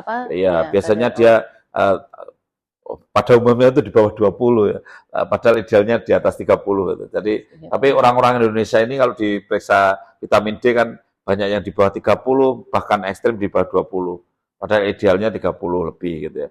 Nah, kenapa? Karena kita itu kan masih kurang terpapar sinar matahari. Nah, ya, padahal kita tinggal di negara yang tropis ya. Iya. Tapi kan kita selalu takut matahari ya. Iya. Dokter Sani aja begitu kena matahari pasti pakai payung gitu. Terus apa begitu ngadem atau apalah. Kita itu kalau ada matahari kan ketakutan. Iya, betul. Coba lihat orang Eropa atau apa yang datang ke Indonesia kan malah cari matahari. Sebanyak-banyaknya. Iya, sebanyak-banyak terekspos oleh matahari. Nah, kita orang tinggal di tropis tapi orang yang paling takut dengan matahari. Iya, betul. Pasti ya kalau nenek moyang kita sih enggak, karena dia mencangkul di sawah tanpa baju gitu. Dia tidak kekurangan vitamin D. Tapi kalau perempuan-perempuan sekarang mana yang berani? Kalau sepeda itu pun kalau sudah panas ya udah enggak nyepedanya kan pagi-pagi. Nah, jadi itu kuncinya ya calon ibu, konsumsi vitamin D dan terkena sinar matahari, karena harus diaktifkannya dengan bantuan sinar matahari juga ya dokter? Iya, cuman memang menasihati perempuan untuk terkena matahari itu agak sulit karena kan pertama itu, yang kedua kan pakaiannya kan umumnya menutup dengan hijab, tertutup semua gitu, sehingga ya sedangkan kalau kulitnya 20% harus terekspos itu kan gimana ya? 20% ya? Iya, 20% harus terekspos kan sulit, punggungnya dibolongi atau gimana. Harus berjemur di rumah tapi yang ada mataharinya mungkin. Nah, itu dia. Mungkin selama ini udah berjemur, tapi tutupan ya dokter ya, satu badan gitu. Harusnya 20% minimal untuk. Nah, kemudian asam folat juga penting ya. Jadi selain yang tadi saya kira vitamin D, asam folat. Asam folat, kemudian apa lagi dokter? Ya, orang hamil itu kan tidak boleh anemi ya. Hingga tadi di depan saya sudah sampaikan bahwa sebelum hamil harus tidak anemi. pastikan dulu periksa HB, HB-nya diharapkan kalau bisa 11,5 kan bagus ya. Jadi standar tidak anemi lah gitu. Karena orang hamil nanti pasti akan mengalami namanya hemodilusi. Artinya darahnya itu mengencer. Banyak cairannya gitu. Kalau dalam bahasa kedokterannya mungkin plasma gitu ya. Banyak cairannya. Sehingga akhirnya kekentalan darahnya kan ini juga berubah itu. Sehingga HB-nya turun gitu. Karena terjadi istilahnya hemodilusi, mengencer gitu. Nah, kalau HB-nya turun, maka harus dikompensasi dan konsumsi tablet tambah darah. Nah, hal seperti ini harus disiapkan betul harusnya. Jadi ada 3 ya, Mams, Bunda. Tablet tambah darah, asam folat, dan juga vitamin D untuk sebelum persiapan. Kalau untuk ayahnya bagaimana, dokter? Ya, ayah tergantung permasalahan ya. Sebetulnya kita kan sarankan ya kalau ayahnya itu perokok berat. Stop ya, kalau dan rokoknya yang full asap itu kalau bisa jangan ngasapi istri gitu ya. Jadi mungkin ngerokoknya di luar rumah gitu ya. Kalau ngerokoknya oke lah ngerokok aja kalau memang belum bisa stop ya ngerokok tapi kan tidak dalam rumah. Kalau dalam rumah tuh istrinya mau hamil, istri hamil muda kan berat sekali resikonya. Apalagi dalam kamar, ada suami yang ngerokoknya dalam kamar, istrinya ikut terekspos. Mungkin ada makanan khusus nggak sih dokter untuk calon ayah untuk mungkin mempertinggi sebetulnya kalau suami kan vitamin C itu menjadi penting. Vitamin C ya, vitamin C ya. Kalau tadi istri itu asam folat, vitamin D ya. Tapi kalau suami kan vitamin C ya. Kalau kita konsumsi vitamin C yang ada yang 5.000, ada 500, ada yang 500, ada yang 1.000, itu sudah cukup sehari sekali gitu. Nah, kemudian zinc kan sekarang vitamin yang untuk laki-laki ini kan ada zincnya, ada vitamin C. Di antaranya itu yang penting kalau menurut saya. Jadi untuk memperbesar lagi kemungkinannya calon ayah juga wajib minum vitamin C yang paling utama ya. Vitamin C, zinc dan gitu tentunya ya. makan makanan dan jangan lupa rokoknya dikurangi. Ya, rokoknya ya nomor 1. Baik. Dok, kalau untuk kemungkinan cewek cowoknya ada ini nggak dok? Tips nggak dok? Ya gini ya, sperma itu kan ada sperma yang membawakan kalau kromosomnya ada X, ada Y, ada Z lah, ada X, ada Z. Sperma itu. Sperma yang nanti akan cenderung X ya, itu beda dengan karakternya dengan yang Y gitu. Nah, kenapa begitu? Karena bisa dikenali kalau sperma yang nantinya itu akan menjadi laki-laki itu spermanya kan geraknya lebih aktif, ya, gitu ya? Lebih gesit, lebih aktif, tapi matinya cepat. Oh, baik. Tapi matinya berapa cepat. Lama itu dok? Ya kalau sperma kan bisa 2 kali 24 jam hidupnya ya. Tapi nanti sperma-sperma yang potensi untuk menjadi laki-laki itu akan mati lebih awal. Nah, sperma yang akan berpotensi untuk menghasilkan cenderung kromosom X yang kemudian akhirnya menjadi perempuan itu dia gerakannya lebih lembut tapi matinya belakangan itu. Nah, sehingga kalau misalkan ya ini sudah diperiksa betul ini kira-kira ovulasinya hari ini misalnya itu. Karena ini disuntik, gitu ya? Suntik ini hari ini tanggal 1 misalnya disuntik terus hari ini ovulasi. Maka kalau hari ini hubungan seks ini probabilitas laki-lakinya lebih besar. Karena yang sperma yang berebut untuk jadi laki-laki bersaing dengan yang perempuan mesti lebih menang yang laki-laki. Sampai duluan ya dok ya? Sampai duluan, ya. Tapi coba bayangkan, kalau ini telurnya keluarnya besok. Belum pecah ini ya dok? Hari ini belum pecah, terus hubungannya sekarang. Ya. Kan ini sperma yang untuk laki-laki udah habis besok. Ya.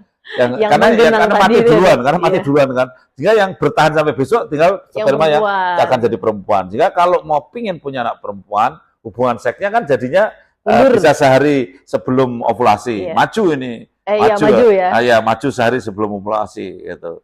Itu supaya anaknya perempuan, supaya spermanya yang mau laki-laki udah mati duluan semua. Ya yang jadi sampai sana tinggal yang perempuan.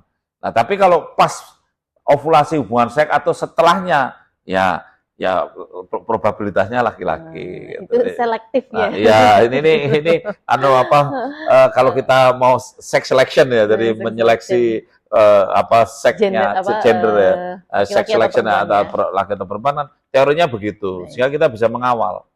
Hanya kalau bayi tabung kita bisa memilih sperma. Oh ini sperma yang tadi yang kenceng, cepat mati tadi. Itu aja yang kita ambil, kita pakai. Ini nanti kan hasilnya laki-laki. Tapi kan kita nggak boleh. Ya. Jadi Majelis Ulama melarang kita itu melakukan sex selection dalam mengerjakan bayi tabung. Karena terus kita memaksa membuang yang sperma perempuan, kemudian kita pakai yang laki-laki terus supaya anaknya laki-laki, itu kan belum dibolehkan di Indonesia, belum dibolehkan. Tapi kalau cuma ikhtiar tadi, ayo kita USG, terus nanti, oh ini saya suntik sekarang ya, nanti 30 jam lagi pecah lah. Nanti kan hubungan seksnya pas itu ya 30 jam itu kan. Kan berarti pulangnya laki-laki. Ya. Tapi kalau ini ini saya suntik sekarang lah, kamu hubungan seksnya mungkin sebelum disuntik ini. Kalau sudah hubungan seks terus nanti spermanya kan masih hidup, terus langsung masih jadi ya, kan jadinya perempuan. Itu. Kalau untuk makanannya ada pengaruh nggak sih, Dok? Ya makanan pendekat aja, proksi ya. Kalau makanannya itu daging-daging terus katanya itu mempengaruhi asam basa vagina dan apa istilahnya cairan spermanya. Sehingga kalau makanannya daging-daging, media yang paling disupport adalah media yang sperma yang laki-laki. Gitu. Daging untuk calon ibu dan calon keduanya karena kan mempengaruhi asam basa lendir yang dari vagina, kemudian juga dari cervix, kemudian asam basa dari cairan spermanya. Ketika makan daging, terus mungkin media yang paling bagus ini jadi cocok untuk sperma laki-laki, lebih disupport karena lebih basah. Gitu. Nah, kalau makan sayur aja nggak makan ini, dalam hal ini tidak lebih basah ya. Akhirnya yang tersupport mungkin sperma yang cenderung menghasilkan X ya, sehingga kemungkinan itu pendekat istilahnya. Meskipun saya kok belum baca yang jurnal yang sifatnya ya menjadi recommended yang betul-betul evidence based gitu ya. Saya multi center analysis itu menghasilkan hal yang sama, misalnya begitu itu kan saya kok belum melihat itu konsistensi itu belum lihat. Cuman itu menjadi public image. Tapi tidak salah lah, public image yang pasti ada bisa dilogika kalau asam basa. Yang berkembang di masyarakat. Yang berkembang di masyarakat. Baik Dok, cukup jelas tentang food intolerance. Selanjutnya mungkin kita ke exosom, Dok. Itu mungkin orang taunya suntik stem cell gitu ya, Dok ya. Suntik stem cell itu apakah ada pengaruhnya ke kesuburan, Dok? Ya sebetulnya stem cell itu kan sel puncak ya. Sel puncak itu istilahnya dan bahasa stem cell itu ada multipoten, ya, totipoten, gitu ya. Jadi artinya multipoten itu sel yang bisa mempromot untuk akhirnya itu menjadi sel apa saja, namanya multipoten. Makanya disebut sel puncak atau stem cell. Nah, ketika suatu organ itu mengalami suatu penurunan fungsi atau mungkin sel-selnya mengalami kerusakan, dan kemudian stem cell yang ditreatmentkan di organ itu mampu memperbaiki sel-sel baru sesuai dengan organ itu, maka organ itu akan berfungsi lebih baik optimal lagi. Nah, sehingga bayangan saya, ketika ada perempuan yang ovarian reserve-nya itu sudah menurun, jadi ovariumnya itu folikel-folikelnya tinggal sedikit, gitu ya. Artinya mungkin usia sudah di atas 35 atau bahkan di atas 38 itu, dan tidak produksi folikel dengan baik, maka harapan saya ketika diberikan treatment ya entah itu stem cell yang dari jenis, karena stem cell itu ada banyak tadi Dr. Sani katakan exosom atau skrotom, sekretom misalnya. Nah, ini harapannya ya. Kan di indung telur itu ada namanya sel-sel granulosa, ada sel TK, yang di luar itu nama sel TK, yang di dalam sel granulosa. Nah, eksosom yang diberikan ini harapannya memperbaiki sel-sel yang namanya sel TK dan sel granulosa di ovarium, ya di ovarium itu. Nah, kalau ini diperbaiki, maka dia diharapkan bisa lebih memproduksi folikel ya, liquor folliculi atau cairan folikelnya, karena cairan folikel yang memproduksi juga sel TK, sel granulosa, mekanismenya itu ya kita tahu bahwa sel yang orang yang sudah agak tua, selnya ada sel TK, sel granulosa yang ada di indung telur ini kalau ada hormon dari otak itu nggak respon itu, nggak respon. Iya, iya. Jadi Karena nggak, proses penuaan karena tadi ya, penuaan Dok, ya. tadi. Jadi sebetulnya di otak itu kan mengeluarkan hormon FSH, LH, follicle stimulating hormone, luteinizing hormone. Nah, harusnya sel TK, sel granulosa ini ada Nangkep gitu ya, Dok. reseptornya, dia Heeh. ada reseptornya yang menangkap FSH atau follicle stimulating hormone itu, kemudian dia akhirnya memproduksi hormon, ada estrogen, ada progesteron yang diproduksi oleh ovarium ini. Tapi ini nggak Karena respon. proses penuaan Karena proses gitu. penuaan, Bingung ini jadi yang mana. seperti orang tuli, ada suara keras tapi nggak dengar itu. Jadi seperti orang tuli. Tapi dengan diberikan stem cell ya, itu harapannya loh nih. Harapannya dia itu agak ada rejuvenisasi ya, ada meremajakan kembali. Ya prinsipnya kan seperti itu. Jadi, ya sehingga ya idealnya sih stem cell-nya langsung disuntikkan di ovarium itu lebih baik. Gitu. Itu sudah pernah dilakukan, Dok? Ya beberapa center kan melakukan itu ya. Cuman secara sederhana biasanya melakukannya tidak langsung disuntikkan di ovarium, kan bisa diinfuskan sehingga dia menuju ke organ target. Ya sebagai satu upaya lah untuk rejuvenisasi. Gitu. Ya, dan itu sudah lazim dilakukan di Indonesia ya, Dok? Sering saya dengar hari ini kan laris sekali ya orang menggunakan sekrotom, exosome.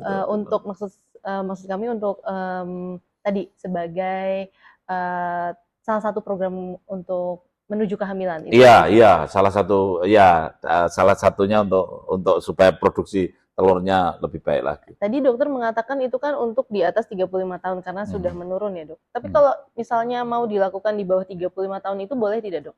Ya kalau menurut saya kalau folikelnya masih bagus ya, produksi telurnya bagus, sebab infertilitasnya bukan karena aging, bukan karena ovarium ovarium failure, bukan ovarium reserve-nya masih bagus, cadangan telurnya bagus ya untuk apa diberikan stem cell? Kalau menurut saya sih ya sesuai indikasi aja. Kalau nanti sebabnya ternyata bukan folikelnya, tapi sebabnya kan tubannya yang nggak lancar, kan kasih stem cell ya tetap nggak ngefek gitu. Apalagi spermanya yang kurang yang kasih stem cell istrinya kan itu lebih nggak nyambung kan. Jadi kan kita ya drug of choice saja lah, artinya ya sesuai pilihan yang tepat. Kalau dilakukan di calon ayahnya, Dok? Ya, apakah itu bisa juga? Banyak dokter-dokter ini juga mengerjakan, bahkan saya dengar sejawat dokter ahli andrologi kan ada laki-laki yang disfungsi ereksi kurang optimal, itu ada yang juga menyuntikkan exosome atau sekrotom langsung di korpusnya itu ya badannya penis itu juga ada yang melakukan itu, dan saya sih belum melihat review statistiknya uji efektivitasnya, tetapi banyak yang sudah mulai memakai seperti itu. Saya kira kita tunggu jurnal-jurnal yang baru yang membahas tentang itu, tentang pengaruh ya dari exosome sekrotom kepada itu. Namun memang saat ini masih dalam tahap penelitian ya, Dokter ya. Jadi masih sudah banyak yang melakukan, namun memang jurnalnya itu belum banyak ya, Dokter ya. Tapi kalau untuk ovarium itu memang responnya bagus. Artinya saya juga beberapa pasien saya kan yang usia 40 tahun saya berikan sekrotom gitu ya. Jadi itu ternyata juga memang nyata. Bagaimana, Dok? Boleh ya begini, misalkan saya misal usia 40 atau 42, ketika saya pacu itu menghasilkan 1 telur atau 2 telur gitu ya. Tapi begitu pada saat kita pacu itu kita bersamaan dengan memberikan sekrotom itu ternyata hasilnya memang beda, lebih gitu. Lebih banyak ya, lebih banyak. Ya biasanya bisa sampai 5 gitu. Itu banyak sekali. Itu ya artinya hanya 2 atau 3 akhirnya menjadi 5. Beberapa pasien memang ketika saya bersamai pada saat induksi ovulasi dibersamai itu memang ada respon ya. Wah, luar biasa. Jadi itu memang salah satu terapi regeneratif ya, Dok ya? Ya, salah satu terapi regeneratif dan juga cara untuk rejuvenisasi, menyegarkan, memudahkan kembali. Karena tadi tidak hanya di ovariumnya saja ya, Dok, nanti yang lain juga akan terrejuvenasi ya, Dok? Iya, dia pasti punya efek terhadap yang lain-lainnya. Ya, ada efek positif terhadap yang lain. Mungkin calon ibu juga mau bertanya nih, Dok, tapi apakah itu aman, Dok, kira-kira untuk dilakukan usianya kan apalagi sudah di atas 35 seperti itu atau 40. Sampai sejauh ini saya kira urusan stem cell itu aman sampai Ya. asalkan betul-betul ya stem cell yang benar ya. Kalau ada orang memalsu produk itu lain cerita, tapi stem cell yang the real stem cell itu sampai hari ini relatif aman karena kalau yang tidak aman kan sudah ditolak ya. Jadi Ya. kalau stem cell yang akan ditolak kan pasti tidak diberikan. Ya. Karena kalau diberikan pasti menimbulkan reaksi, Ya. reaksi alergi, reaksi Ya. menolak itu pasti. Hmm. Jadi yang diterima itu relatif aman, setahu saya sampai hari ini. Dan biasanya berapa kali pemberian itu dok sampai kemudian ada Memang kalau siklus telur itu kan perubahan? gini, siklus telur itu kan hanya berlaku 1 bulan ya. Ya. Sehingga kalau misalkan bulan ini kita pacu terus kita berikan treatment itu, ya ini berlaku bulan ini gitu. Karena Baik. perempuan kan begitu. Jadi kalau bulan depan mau di siklusnya di start lagi ya harus di treatment lagi gitu kan. Baik. Jadi memang ya karena ini siklus perempuan itu 1 bulan jadi ya kita harus mengulang-ulang nih. Kalau sekarang ini diberi treatment itu ternyata belum berhasil hamil karena hamil itu banyak faktor ya, Ya. tidak hanya faktor telur ya. Terus bulan depan kan diulang lagi. Itu kan harus di treatment lagi kan itu. Ya. Ya. Karena probabilitas orang hamil itu orang sehat saja, laki-lakinya normal, istrinya normal sekali gitu ya. Itu tuh probabilitas hamil itu hanya 15%. 15%. Jadi hari ini ada manten baru, orang nikah baru, kemudian suaminya sehat, spermanya normal, istrinya full normal, usia juga masih 25 tahun, hubungan seks, nanti probabilitas hamilnya 15%. Artinya apa? Ada orang 100 muda semua, dan mereka baik semua, sudah diperiksa, semua normal. Yang hamil, hubungan seks pada saat masa subur. Maka yang hamil 15 dari 100 itu. Nah, terus nanti bulan depan diulang lagi, nanti paling yang hamil 10 gitu. Bulan depan lagi diulang lagi, sehingga orang 100 tadi kalau 6 bulan mengulang-ulang, selama 6 bulan yang hamil hanya 50 kan. Jadi hamil adalah probabilitas ya. Jadi jangan lelah-lelah untuk mengulang probabilitasnya seperti peluang untuk melempar dadu ya. Keluar berapa gitu ya nanti probabilitasnya kan akan kalau dadu dilempar, kalau koin dilempar 50-50 ya. Nah, yang kita bahas tadi untuk memperbesar peluang, iya, karena kan sekali melempar, dalam arti sekali hubungan seks pada saat yang tepat, probabilitasnya 15%. Iya, jadi kalau bulan depan diulang lagi kan probabilitasnya meningkat ya, mendekati 30%. Ya, kalau bulan depannya diulang lagi kan sampai 6 bulan mendekati 50%. Kalau sampai 1 tahun diulang, insya Allah 80% hamil kan gitu. Dengar ya, calon ayah, calon bunda, ini catet. Hamil probabilitas. Baik dokter. Jadi tadi memang pendekatan-pendekatan yang terkini, tadi food intolerance dan exosom itu memang untuk meningkatkan probabilitasnya ya, tadi. Saya percaya bisa meningkatkan probabilitas. Ya, baik. Sebagai ikhtiar-ikhtiar terkini. Dokter, mungkin ada pesan untuk calon ayah atau calon ibu yang saat ini masih berjuang untuk mendapat buah hati dan nanti kalau sudah hamil, pesannya apa dok untuk mempertahankan kehamilan? Ya, pesan saya untuk ayah bunda yang baru berjuang ya, untuk memperoleh kehamilan ya, tapi belum berhasil itu harus sabar dan strategis ya. Tadi saya sudah di depan sampaikan, ketahui dulu apa sebabnya. Jangan terlalu banyak mengkonsumsi ini itu, tetapi belum dilakukan pemeriksaan yang sedetailnya. Nah, ini penting untuk mengetahui sebabnya apa.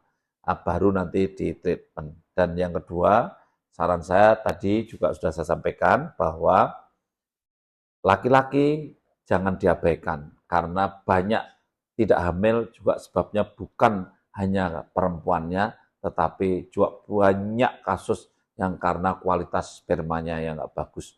Maka dua-duanya harus diperiksa semuanya. Dan bagi yang sudah berhasil hamil, itu saran saya, kehamilan adalah sesuatu yang ya terjadinya proses pembentukan organ manusia ada di sangat awal. Sehingga bulan pertama kehamilan, organ tubuh terbentuk dengan sempurna. Kepala, pundak, lutut, kaki, daun, telinga, itu hanya butuh waktu 56 hari. Gitu. Oleh karena itu, jangan abaikan hamil muda itu masa kritis. Ya, harus segera kontrol ke dokter, konsumsi vitamin seperti asam folat, vitamin D itu penting dan tidak anemi itu juga penting. Ini bagi yang sudah hamil, saya kira harus betul-betul di awal kehamilan sudah memulai memperhatikan untuk kehamilannya karena menentukan sempurnanya janin yang dikandung dan setelah itu tentu akan kontrol kepada dokter secara rutin. Saya kira itu saran saya, mudah-mudahan sukses untuk yang belum hamil jadi hamil dan yang hamil insya Allah anaknya juga sehat semuanya. Masih. Luar biasa, terima Iya, kasih masih. banyak Dokter Hasto atas insight dan ilmu yang sangat-sangat mencerahkan dan luar biasa. Ini full isinya ilmu semua dokter, ya mahal sekali. Baik, kita jadi paham bahwa program hamil bukan hanya sekedar soal medis, bukan hanya sekedar soal ibu, tapi itu juga berkaitan tentang koordinasi antara ibu dan ayah. Tapi juga soal kesiapan mental, pola hidup sehat, dan kekompakan pasangan, calon ibu dan calon ayah. Buat ayah dan bunda yang merasa relate, kini Klinik Sadewa dan RSKIA Sadewa membuka layanan screening awal program hamil. Dan ini bisa jadi langkah pertama yang sangat-sangat bijak dilakukan dengan tenang dan juga dipandu oleh tim yang profesional. Jangan lupa untuk follow akun edukasi kami di Instagram @withkiba karena di sana banyak informasi parenting, kehamilan, dan juga tumbuh kembang anak yang sangat berguna untuk ayah dan bunda. Baik, terima kasih ayah, terima kasih bunda. Sampai jumpa di episode berikutnya di Ruang Tumbuh with Kiba. Ruang aman dan hangat untuk belajar, berbagi, dan bertumbuh bersama. Terima kasih, sampai jumpa.